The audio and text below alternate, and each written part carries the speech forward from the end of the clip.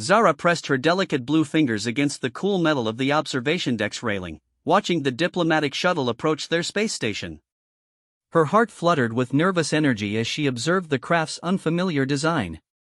Angular and robust, it looked nothing like the elegant curves of Kytherian vessels. This was a human ship, and somewhere inside was the male who would become her husband in 3 solar cycles. The arranged marriage between their species had been negotiated for months. The Kytherian Council needed human military protection against the advancing Esikatar Empire, while humanity sought access to Kytherian quantum technology. A political union would seal their alliance, and Zara, daughter of High Counselor Veltar, had been chosen as the bridge between their peoples. She had studied human files extensively, trying to understand these strange beings. Humans were larger than her people, more muscular, with thick skin and forward-facing eyes that spoke of predatory origins. They lived shorter lives but burned brighter, taking risks that would terrify most civilized species. The reports described them as aggressive, unpredictable, and dangerous in combat. Her betrothed was Commander Marcus Chen, a decorated human military officer with an impressive record of battles against various hostile species. The official documents listed his achievements: 3 major fleet victories, successful rescue operations in hostile territory, and leadership of elite shock troops. What they didn't tell her was whether he would be kind to a wife from an alien species. As the shuttle docked, Zara smoothed her ceremonial robes and checked her appearance in the polished surface nearby. Her pale blue skin seemed almost translucent under the station's lighting, and her large violet eyes reflected her anxiety. At barely 5 feet tall, she would seem tiny next to any human, especially a military commander. The docking bay doors hissed open, and she watched through the viewport as figures emerged from the shuttle. The first humans she saw were intimidating in their dark uniforms, scanning the area with alert eyes. Then, she spotted him stepping down the ramp. Marcus Chen was tall and broad-shouldered, exactly as she had expected. His dark hair was cut short in military fashion, and his brown eyes swept the docking bay with practiced efficiency. Even in dress uniform rather than combat gear, he moved with the fluid grace of a predator. Everything about him radiated strength and capability. Her escort, Ambassador Kielran, gestured for her to follow as they made their way to the reception chamber. During the formal introductions, Zara kept her eyes downcast according to Kytherian custom, though she felt Marcus studying her carefully. His voice was deep and measured when he spoke the traditional greeting words he had obviously memorized. The welcoming ceremony proceeded according to protocol. Both species representatives gave speeches about unity and cooperation. Marcus stood at attention throughout, his expression professional and unreadable. When their eyes briefly met, Zara saw intelligence there, but also something that made her nervous. There was an intensity to his gaze that reminded her of the hunting predators from her homeworld's nature documentaries. After the formal proceedings, they were given time to walk together in the station's garden dome. The space had been carefully designed to accommodate both species' preferences, with sections of earth plants alongside Kytherian flowering crystals. Walking beside Marcus, Zara felt incredibly small and vulnerable. "You seem nervous," Marcus observed, his tone gentle but direct.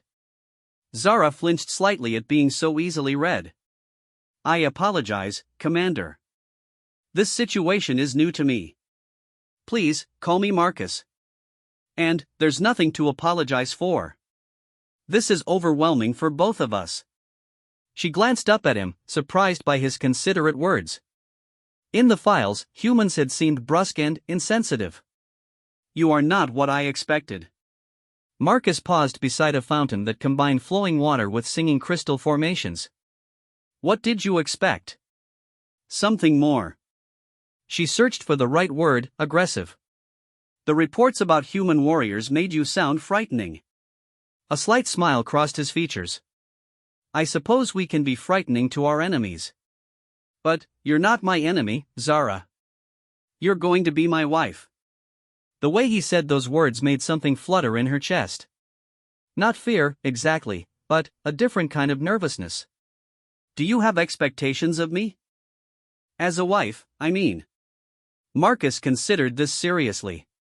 "I expect honesty. Respect. The chance to build something real between us, even if this started as politics." He paused, studying her expression. What about you? What do you expect from a human husband? Zara had not expected to be asked her opinion. I hope for protection. Partnership, perhaps. My people value harmony and peaceful resolution. I worry that our differences might be too great. Different doesn't mean incompatible, Marcus said thoughtfully. In my experience, diverse teams are often stronger than uniform ones.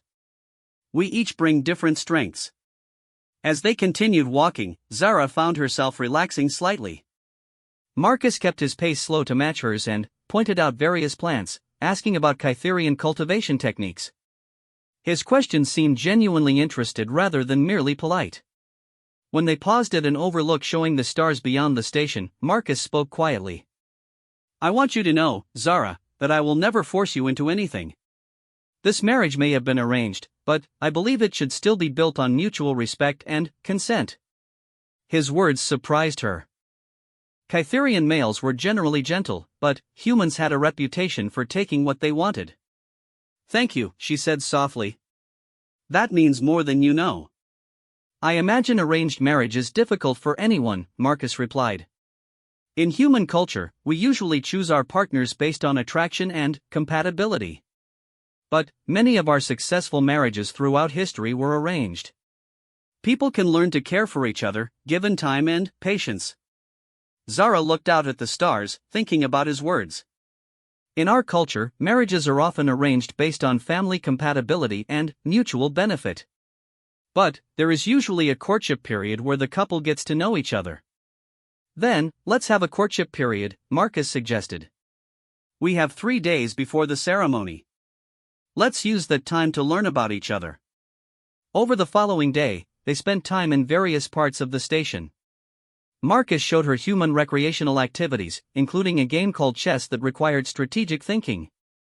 Zara was surprised to discover she was quite good at it, and even more surprised when Marcus seemed pleased rather than threatened by her skill.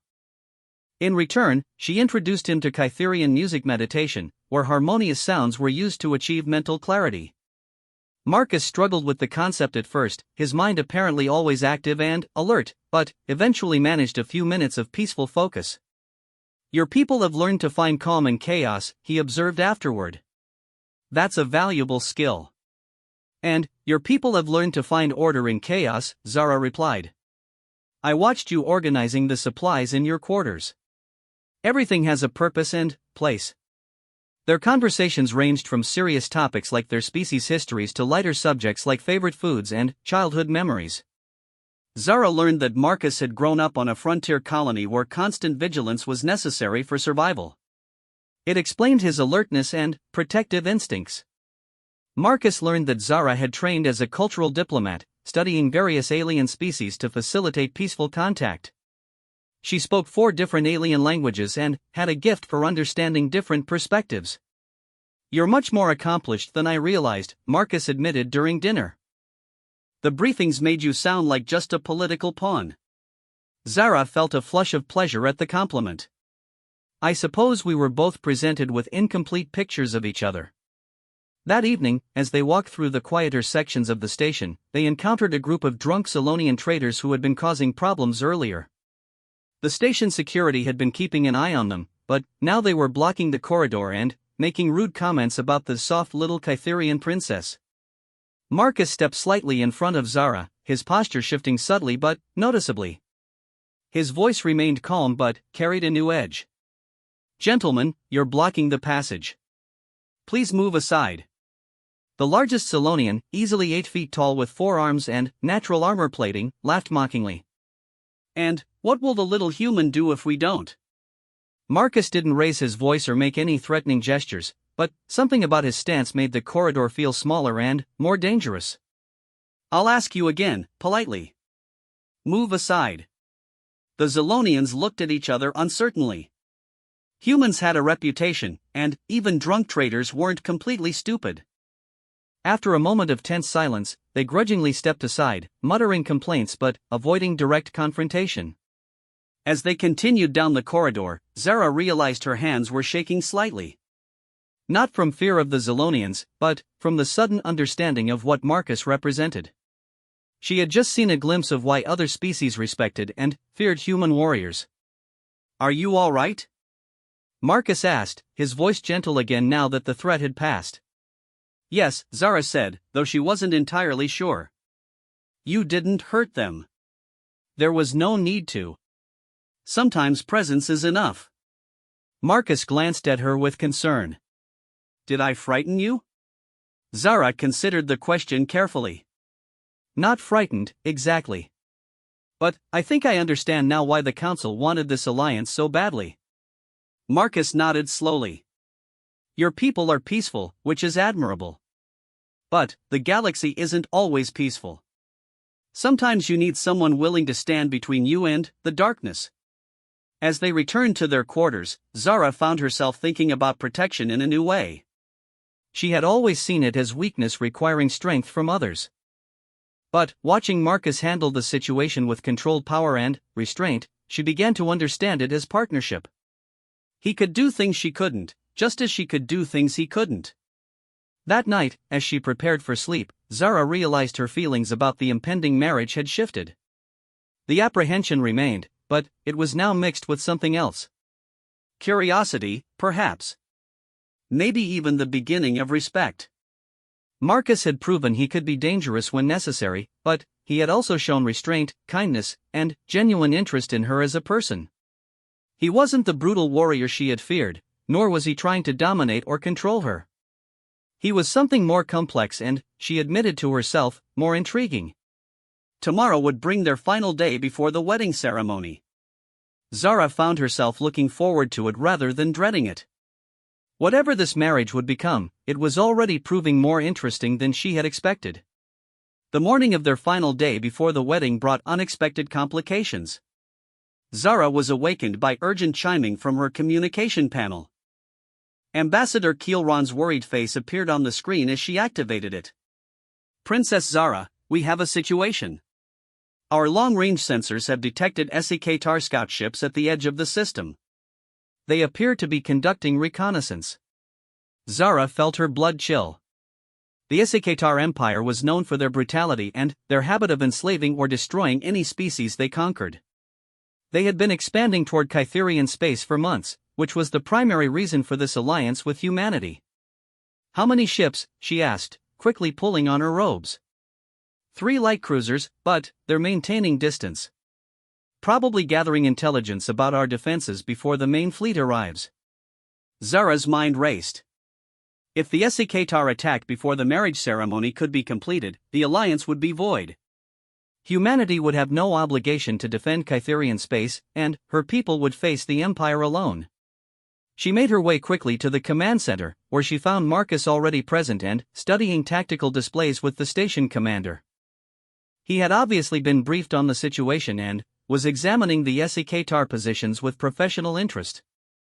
"Princess," the station commander acknowledged her arrival. "We've informed the human delegation. Commander Chen has offered his tactical assessment." Marcus looked up from the displays. "The good news is they're staying outside weapons range and not making any aggressive moves. The bad news is they're definitely gathering intelligence for a future attack." "How can you be certain?" Zara asked.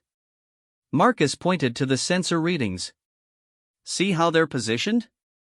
They're mapping our sensor coverage, testing response times, and cataloging our defensive capabilities. This is textbook reconnaissance before a major offensive." The station commander, an elderly Kytherian named Mordell, looked grim. "Our defenses are adequate for normal threats, but not for a SEK-TAR battle fleet." "How long do you think we have?" "Hard to say without knowing their full fleet composition," Marcus replied. "But, based on their expansion pattern, I guess 2 to 3 weeks before they're ready to move." Zara felt a surge of panic. The ceremonial preparations will take another full day. If they attack before the marriage is completed, the alliance will be invalid, Marcus finished. "I understand the implications." Over the next several hours, tension filled the station as everyone tried to maintain normal pre-wedding activities while monitoring the SEK-TAR scouts. Zara found it increasingly difficult to concentrate on ceremonial details when their enemies lurked at the edge of the system. During the afternoon, as she was reviewing gift exchanges with her cultural advisors, alarms began blaring throughout the station. Zara ran to the nearest observation deck, where she could see flashes of light in the distance. Marcus appeared beside her, having apparently responded to the same alarms. "Weapons fire," he said grimly, studying the distant flashes through a viewing scope. A communication came through the station's speakers. "All personnel, we have received a distress call from the Kytherian research vessel Harmony's Voice.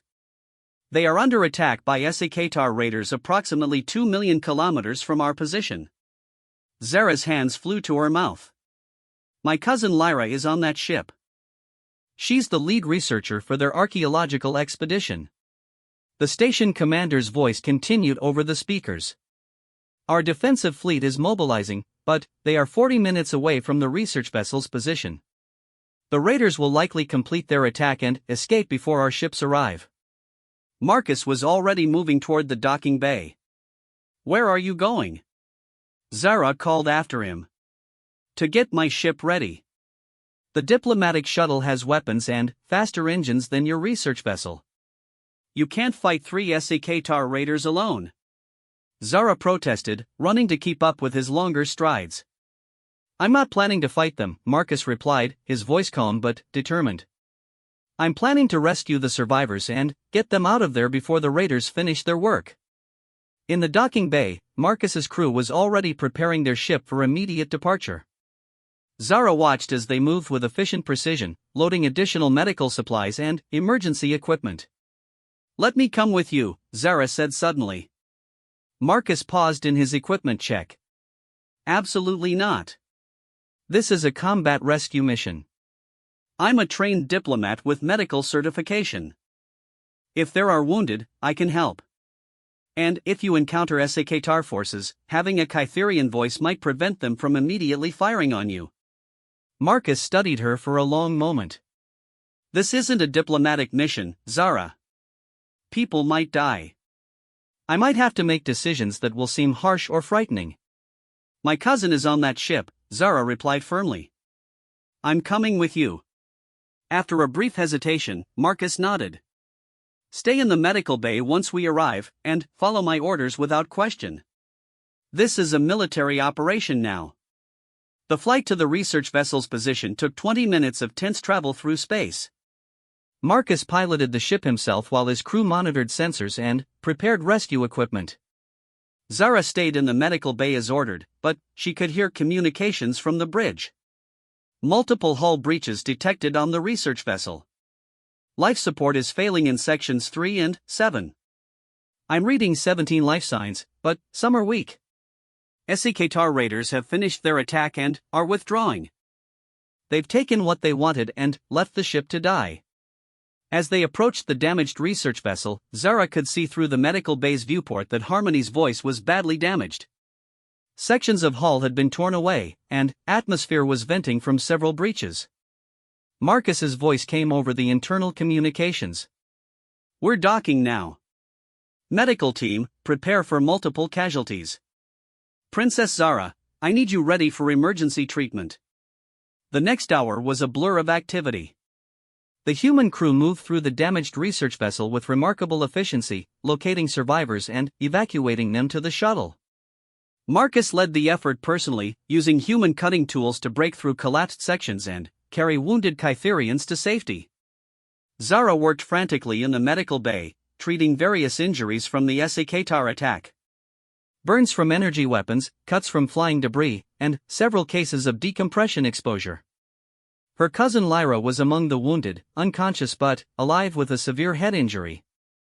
"We've got everyone," Marcus announced as he carried the last survivor into the medical bay. "But the research ship is going to explode soon. The raiders damaged the reactor containment." As they pulled away from the doomed vessel, Zara watched it disappear in a bright flash. If Marcus hadn't responded so quickly, everyone aboard would have died. During the flight back to the station, Zara found herself watching Marcus coordinate with the medical team. He moved between injured Kytherians with gentle efficiency, holding pressure on wounds, monitoring vital signs, and offering quiet words of comfort. This was the same person who had faced down the Zolonian traitors, but now his strength was being used to heal rather than intimidate. "Your cousin will be fine," Marcus told her as he checked Lyra's condition. "Head injuries look worse than they are. She'll probably wake up complaining about a headache." "How do you know so much about treating injuries?" Zara asked. "You learn field medicine when you're responsible for people's lives," Marcus replied simply. "Leaders need to be able to fix what gets broken." When they arrived back at the station, the rescued researchers were transferred to the medical facility. As Zara watched them being taken to proper treatment, she realized something had fundamentally changed in how she viewed Marcus. She had seen him analyze a tactical situation and make life-or-death decisions without hesitation. She had watched him lead a rescue mission into dangerous territory without a moment of doubt. Most importantly, she had observed him risk his own life to save people he had never met, simply because it was the right thing to do. "Thank you," she said quietly as they stood in the docking bay watching the medical team's work. "You saved 17 lives today." Marcus shook his head. "We saved 17 lives. You kept 3 of them alive during transport with your medical skills. I was just following your lead." "No," Marcus said, looking at her seriously. "You made the choice to come along knowing it was dangerous. You worked under pressure without panic. You trusted me to get everyone home safely." He paused. That took courage. That evening, as they walked through the station's garden again, Zara found herself seeing Marcus differently. The careful way he moved wasn't just predatory alertness, it was protective awareness. His controlled strength wasn't threatening, it was reassuring. "Are you still apprehensive about tomorrow?" Marcus asked as they paused by the same fountain where they had talked on their first day together. Zara considered the question. "Different kind of nervous now. Before, I was worried about what kind of person you were. Now I'm worried about whether I can be the kind of wife a person like you deserves." Marcus looked surprised. "What do you mean?" "You risk everything to help others. You make impossible decisions and accept responsibility for the consequences. You're the kind of person who runs toward danger when everyone else runs away." Zara looked down at her hands. "I'm a diplomat. I solve problems with words and patience." "What if that's not enough?" Marcus was quiet for a long moment. Then, he reached out and gently lifted her chin so she was looking at him. "Zara, do you know what I was thinking during the rescue mission?" She shook her head. "I was thinking how glad I was that you insisted on coming along. Not because I needed medical help, though that was valuable. But because when things got chaotic and people were hurt and scared, you brought calm and compassion. You spoke to the injured in their own language, in ways that comforted them. You anticipated what people needed before they asked for it." Marcus continued, his voice earnest. "I can fight enemies and rescue people from burning ships. But I can't create the peace and harmony that makes life worth living." "That's what you do. That's what your people do. We need both kinds of strength." As they walked back toward their quarters, Zara felt the last of her apprehension melting away. She wasn't marrying a brutal warrior or a controlling tyrant. She was marrying a protector who valued what she brought to their partnership. "Marcus," she said as they reached her door. "Yes?" "Tomorrow, when we say our vows, I want you to know that I'm not just agreeing to a political alliance anymore. I'm choosing to marry you." Marcus smiled, and, for the first time since they had met, it reached his eyes completely. "I'm choosing to marry you too, Zara. Not because our governments think it's a good idea, but because I think we make each other stronger." As Zara prepared for sleep that night, she realized that her feelings had transformed completely. She was no longer apprehensive about the marriage. Instead, she found herself looking forward to building a life with someone who would protect what she loved while valuing what she offered in return.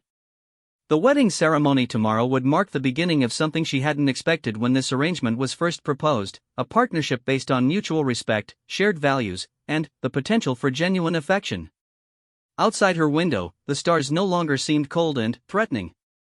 With Marcus beside her, even the vast dangers of space felt manageable. The wedding ceremony took place in the station's Grand Hall, a magnificent space that combined architectural elements from both human and Kytherian cultures.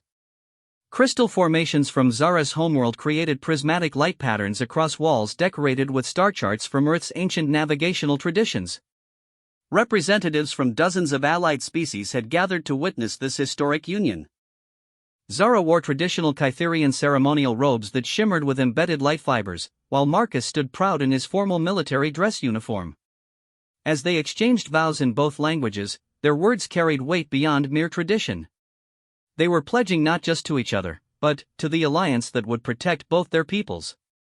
But, even as they spoke the ancient words, both knew their marriage had already become something more personal than political. The events of the previous day had revealed the strength of their partnership, and the careful courtship had built a foundation of genuine respect and growing affection. After the ceremony concluded and the formal celebrations began, urgent news arrived that would test their new union immediately. Admiral Reeves, Marcus's superior officer, pulled them aside during the reception. "Congratulations on your marriage," he said seriously, "but we have intelligence that changes everything. The SEKTAR fleet is moving ahead of schedule. They'll be here in 6 days, not the 3 weeks we estimated." Zara felt her celebratory mood vanish. 6 days? But our defensive preparations aren't complete. Which is why we need to accelerate our integration plans, Admiral Reeves continued. The human fleet is in position, but we need to coordinate our tactics with Kytherian forces immediately. This honeymoon period will have to be brief. Marcus nodded grimly. What's the strategic situation? 17 SEKTAR heavy cruisers, plus support vessels. They're bringing enough firepower to overwhelm traditional defenses. But the Kytherian quantum shield technology combined with human weapon systems could give us an edge. Over the next 2 days, Zara found herself thrust into a role she hadn't expected, serving as a bridge between human military thinking and Kytherian technological capabilities. Her diplomatic training proved invaluable as she facilitated communication between officers from both species who approached warfare very differently. Humans planned for aggressive engagement, seeking to destroy enemies before they could cause damage. Kytherians preferred defensive strategies focused on protection and minimizing casualties. The two approaches seemed incompatible until Zara suggested a synthesis. What if we use Kytherian shield technology to protect non-combatants and critical infrastructure, while human forces conduct strategic strikes against the SEKTAR fleet, she proposed during a joint planning session.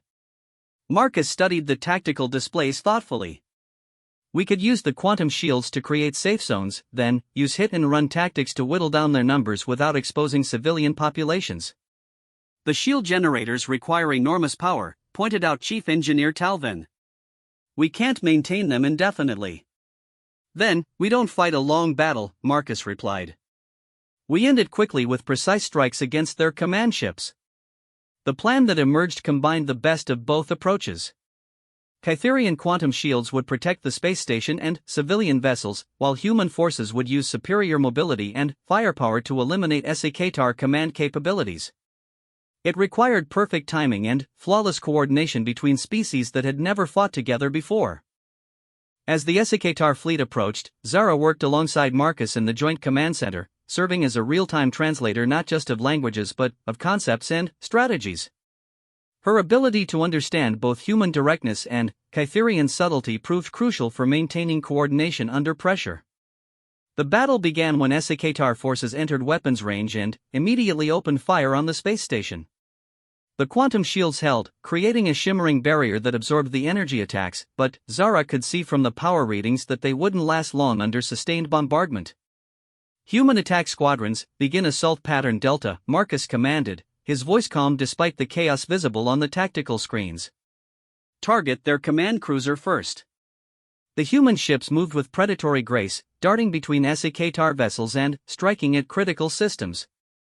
But the enemy had superior numbers and began to surround the smaller human force. They're trying to trap our squadrons, Zara observed, studying the battle patterns.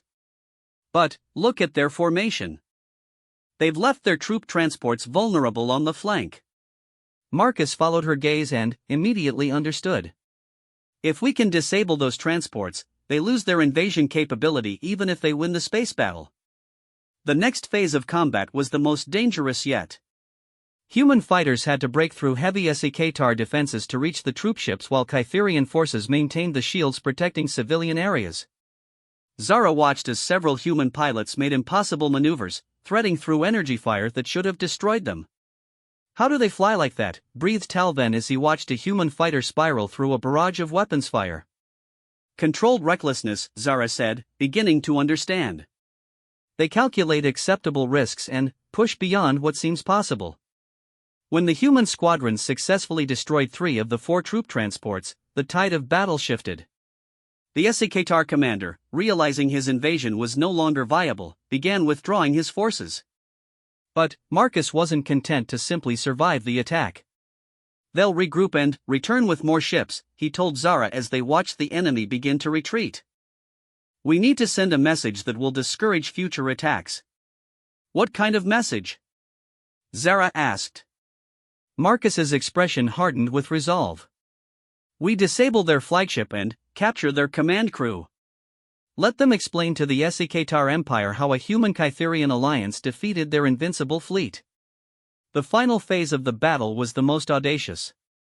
While Kytherian shields protected damaged Allied vessels, Marcus led a boarding action against the SCKTAR flagship. Zara insisted on joining the assault team, arguing that her diplomatic skills might be needed for accepting surrender. The fighting aboard the enemy ship was brutal and close quarters.